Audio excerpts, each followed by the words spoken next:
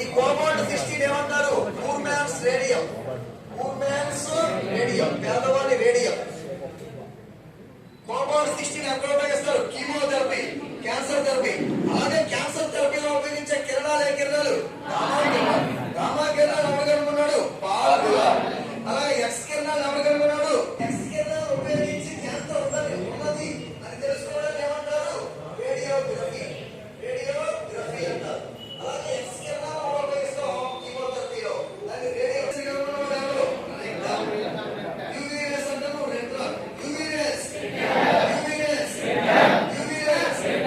Visible region. Visible region దృగ్గోచర వర్ణపటాన్ని కనుగొన్నవాడు ఎవరు? ఐజాక్ న్యూటన్ తేలుకొన్నాడు దృగ్గోచర వర్ణపటం. Harshal,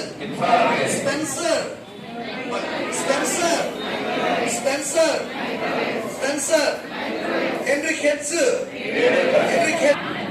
యూవీరేస్, visible region, Isaac Newton, infrared region, Herschel, microwaves, Heinrich హెడ్సన్. Light application by stimulated emission of radiation.